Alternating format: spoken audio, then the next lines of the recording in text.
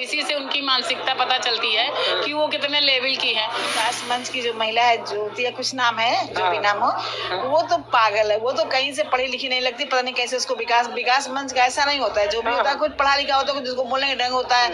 आप कह रहे हो मैं पुलिस विभाग की पत्नी हूँ। अरे पुलिस विभाग में तो सिपाही से, होमगार्ड से लेके, दरोगा से लेके एसएसपी, सीओ, सारे बहुत सारे। तो क्या तुम सबकी बीवी हो क्या? पांचाली हो क्या? ये याद कर लेना तुम। ये महिला विकास मंच की एक महिला अध्यक्ष बात कर रही है। जो ये है ना समाज सेविका, ये भी तो विष्णु से पैसा लेके विष्णु के फेवर में बोल रही है। हमको तो यही लग रहा है।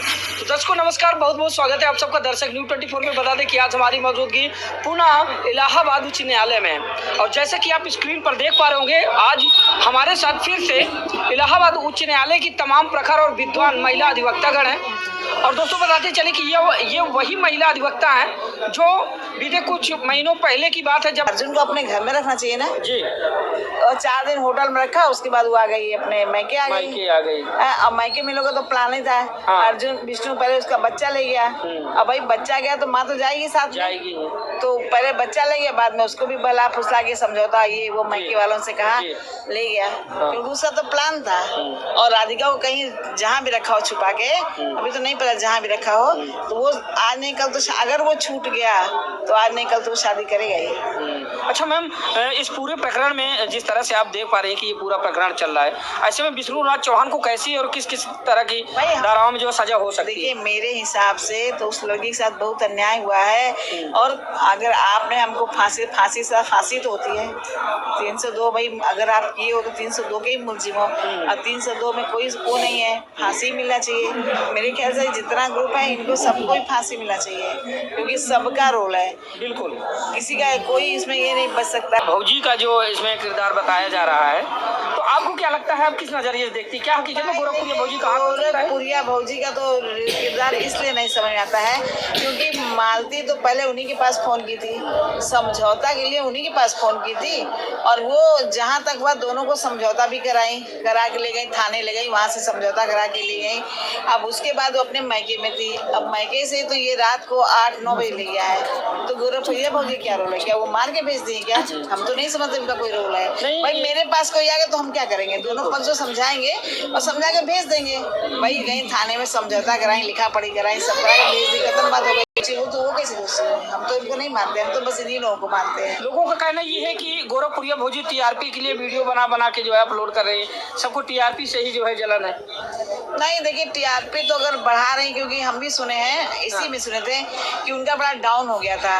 उसको बढ़ाने के लिए जैसे रो रही थी ना, जब मिट्टी हुई थी रो रही थी चिल्ला के, तो वो लोग कह रहे पूरा फुल मेकअप में रो रही हैं, रिकॉर्डिंग करवा के रो रही हैं। ऐसे लोग बोले कि पूरा फुल मेकअप में रिकॉर्डिंग करवा के ही रो रही हैं।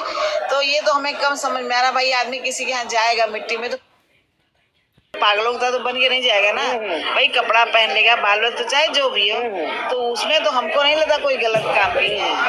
हमको तो उनका, क्योंकि वही तो समझौता कराए थे, वही तो उसके घर भेजने की कोशिश की। वो तो एक घर बसाने की कोशिश की, वो तोड़ने की कोशिश थोड़ी नहीं की थी। कहीं ना कहीं उनको फालतू में घसीटा जा जो वो तो वही सारा कुछ वही किया। तो हम तो विष्णु चौहान को ही पूरा दोषी मानते हैं और किसी को। तो ये आप सुन पा रहे थे, और हमारे साथ और अभी जिनसे हम आपको मिलाने वाले हैं वो एसडीएम ज्योति मौर्य की लीगल एडवाइजर हैं और इलाहाबाद उच्च न्यायालय की प्रखर और विद्वान अधिवक्ता हैं एडवोकेट सत्ता शुक्ला जी। तो उनसे मिलवाने का काम करते हैं, उनसे भी जानते हैं दरअसल वो अपने क्या मनन और चिंतन रखती है मेरे और आपके समक्ष।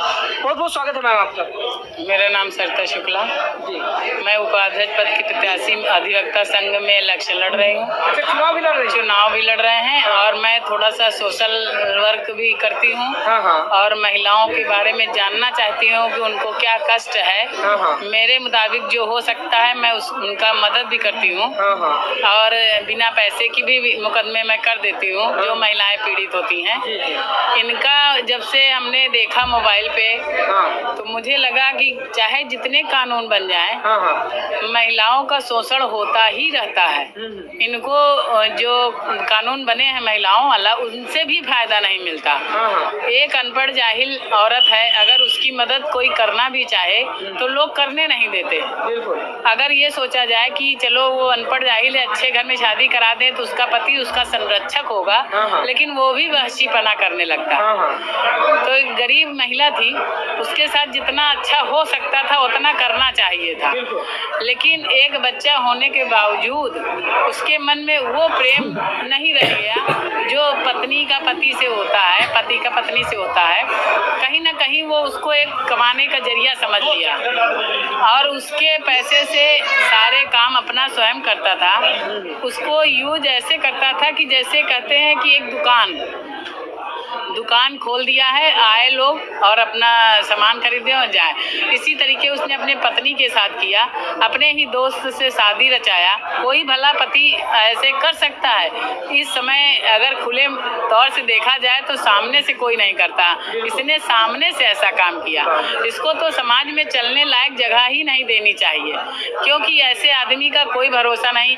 किसी की लड़की, किसी की बहन, किसी की पत्नी, कोई के साथ भी ये गलत काम कर सकता है। जब अपनी पत्नी को नहीं छोड़ा, एक छोटा बच्चा है उसका भी मोह इसको नहीं रहा, बिल्कुल अनाथ हो गया। कहते हैं कि भगवान होते हैं छोटे बच्चों में, तो इसको ये सोचना चाहिए कि मेरा बच्चा है और अगर माँ ही नहीं रही तो बच्चा को पालेगा कौन?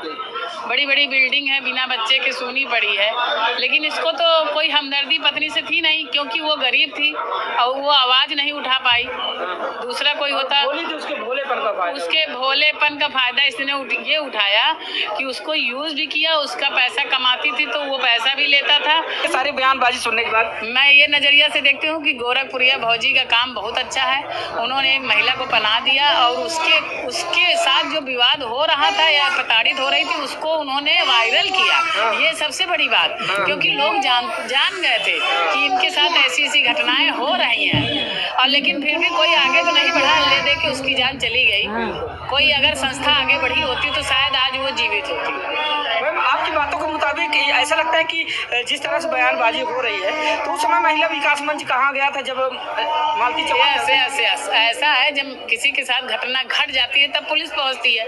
तो जब किसी महिला के साथ कांड हो जाता है तो 10 ठो संस्थाएं खड़ी हो जाती हैं, विकास मंत्र। और किसी महिला का रेप हो जाता है तो बहुत सी संस्थाएं आगे बढ़ के कहती है अरे ऐसे कैसे हो गया, मैं उसको ऐसे दंड दिलाऊंगी। जब हो ही गया तो क्या करोगी? अब पहले से ध्यान देना चाहिए।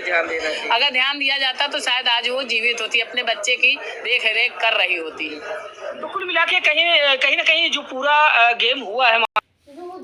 तो पुलिस वाली की बीवी जो है, अब तो तुम्हारे समझ में आ गया होगा, क्योंकि तुम्हारा सारा खेला सब पलटा जाएगा, इसलिए ना आगे ना बढ़ो तो ज़्यादा सही है। गोरखपुरिया भाभी ने कोई गलती नहीं की है, ठीक है। और पहले इतनी बड़ी वो हो ना तो पहले बोलना सीखो।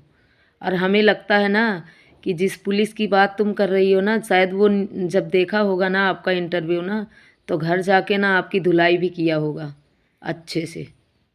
ऐसे हो रहा है उसको मालूम ही नहीं है, सारी उसी की रचना है, क्योंकि बाहर तीसरा आदमी और कोई है नहीं। जो दोस्त से शादी कराया वो भी तो उसका अपना था, जो और दोस्त एक दो साथ में थे वो भी सब उसी के थे। मालती का तो कहीं से दूर दूर तक का किसी का रिश्ता नहीं है। तो कुल मिला के इसी की तो सब चाल है, लग रही है। आगे कभी जो न्याय के लिए आप लोग आगे आए? बिल्कुल, मैं मालती चौहान के लिए अगर मौका पड़े तो निस्वार्थ भाव से, बिना पैसे का, मैं उसकी मुकदमा भी हुआ तो करूंगी, जो सहायता होगा करूंगी। दोस्तों, स्क्रीन पर जिन महिला अधिवक्ताओं को आप देख पा रहे हैं, कोई साधारण चेहरा नहीं, एडीएम ज्योति मौर्य के मामले को लेकर सुर्खियों में आए ये सब लोग तब से काफी ज्यादा चर्चा का विषय बने, और तभी से ये लोग जो है लोगों के दिलों पर राज करने लगे कि एक महिला को न्याय दिलाने के लिए जब ये लोग सामने आए। हालांकि वो मामला ये सीनियर अधिवक्ता है सर्वोच्च न्यायालय की, एक हमारे साथ और बहन है, इनसे भी जानने का प्रयास करते हैं दरअसल ये अपना ओपिनियन क्या रखती हैं, क्योंकि ये खुद एक महिला है। तो महिला होने के नाते ये क्या आधार बनाती है इस बात को लेकर? क्या नाम हुआ मैम? नमस्ते, मेरा नाम नाज़रीन है, मैं एडवोकेट हाई कोर्ट में हूँ। एक्चुअली देखिए, ये मालती के साथ जो हुआ है ये बिल्कुल ही गलत हुआ है। वो गरीब महिला को परेशान किया उसके हस्बैंड ने। पूरी गोरखपुरिया भौजी से ही शेयर करती थी, क्योंकि उसको लगता था ये मेरी मदद करेंगे। इसलिए भाई जहाँ आदमी को उम्मीद रहता है तब तो विकास में, और वो ऐसा नहीं करती थी, विकासा वीडियो में करती थी, है ना। तो आप ये नहीं कह सकते हो कि क्या कहते हैं कि वो उसके लिए की है। तो वो तो जैसे जितनी भी बातें होती थी मालती से और गोरखपुरिया भौजी से, वो सब वायरल करते। तो क्या ये महिला मंच की औरतें मर गई थी क्या? इनको नहीं समझ में आया कि जब वो तमीज नहीं था तुम भी आ जाती उसी टाइम आती, शायद आज मालती हमारे साथ होती। दोस्तों आप सुन पा रहे थे इलाहाबाद उच्च न्यायालय की तमाम प्रखर विद्वान महिला अधिवक्ता करती, और ये बता दें कि एडीएम ज्योति मौर्य वाले मामले से ये लोग सुर्खियों में आए थे और तब से निरंतर चर्चा का विषय बने हुए तमाम बड़े से बड़े मामले को जो है हैंडल करती है, और तमाम अच्छे अच्छे मामले जो है इन लोगों ने डील किए और उसमें पारंगत भी पाई। ऐसे में चुनाव भी लड़ रही हैं, तो इनकी अपील भी सुन लीजिए।